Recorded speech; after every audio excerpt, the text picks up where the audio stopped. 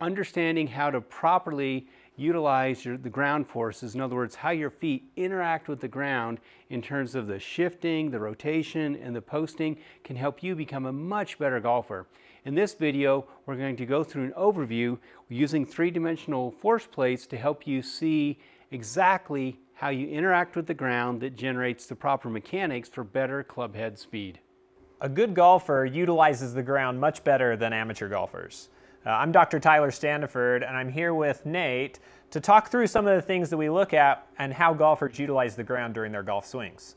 Now, we're utilizing these portable, smart-to-move 3D plates, and these are great plates that actually allow us to analyze data through an iPad and allow us to look at forces in all three planes of motion. Because golf isn't just about the up and down, it isn't just about the rotation, it's about every single aspect of how a golfer pushes on the ground. And we want to look at those forces in all different three directions and also think about the rotational torques that actually occur during the golf swing as well. So I'm going to have Nate hop on these plates right here, and I'm going to kind of walk you through what we call the kinetic sequence. Now, the kinetic sequence is just a fancy way of saying kinetics or forces need to have a proper sequence in order for a golfer to get the most out of their golf swing and have an efficient, repeatable swing. Okay? And how this kinetic sequence works, we're going to have Nate step up and kind of address the ball. Okay?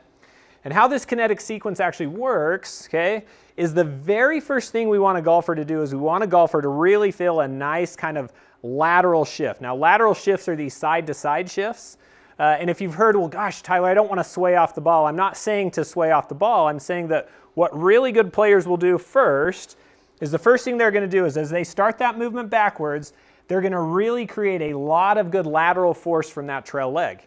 When they create a lot of lateral force from that trail leg as he starts to kind of go up and finish his backswing, that lateral force from this trail leg is actually going to initiate a little bit of that movement of his center of mass forward. The only way to move the body forward is to create a force in that direction. Force precedes that motion.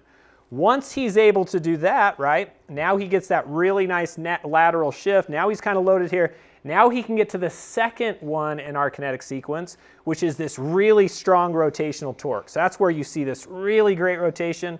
Nate's really good at this. He's a rotational player. I've looked at his data a lot. After he gets this nice rotation and gets some force going to that lead leg, now what he's going to do is now he's going to finish off with this really forceful vertical thrust, okay? And that's kind of how he finishes his swing. So we're going to take it through kind of one time in full, right? And what Nate's going to do is we're going to fill that lateral from the trail leg.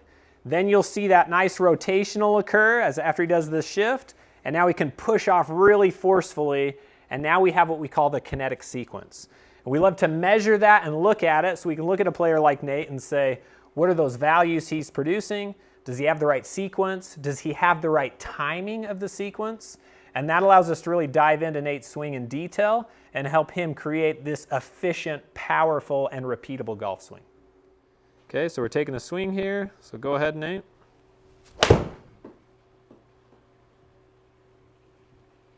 Okay. Okay, looks good on there. So now what we can do, Nate, we can kind of walk through and exactly start looking at where I start is just with your kinetic sequence. Mm-hmm. So this is where I want to just make sure that you have the right sequence of forces that we talked about. So the black line there at the bottom, that's going to be your smallest force, and it's going to be the one that I want to see peaking very first, right? Okay. So I see that, and it's peaking relatively at the same time as this one in the gold, mm-hmm. which is this middle one here. That's going to be your vertical torque. That's the second one that I want to peak. So we have a pretty good sequence between those two. Maybe I would want to see that lateral force just a little bit earlier. Mm-hmm. And then the next one I'm going to look at is I'm going to look at that vertical here, and I want to make sure that that vertical is peaking after the rotational. So that's the rotational, or that's the kinetic sequence that we talked about. And in that kinetic sequence, that's where we can really look at, are you sequencing the forces correctly? I like looking at it on this curve too, because I can also get a really quick look at, are the magnitudes correct as well, right? So not just are they in the order, but are you producing enough? And so I would look at this and say, man, I'd love to see a little bit more lateral force. Mm-hmm. The vertical torque looks really good, and I'd love to see maybe just a little bit more vertical force. But overall, pretty good on both of those as well. And as we talked about, you may be a player that just really likes to utilize that rotational component of the golf swing. Mm-hmm. And so we would see that in there. And this is kind of an overview of that kinetic sequence. Sweet. So what you want to see in your swing, here's the lateral force, or getting to the left. Strong force happens relatively early in the swing. You see there's a net overall force. Now if we look at the feet there in the upper right corner, you see the center of mass has moved quite substantially towards the front foot earlier in the swing.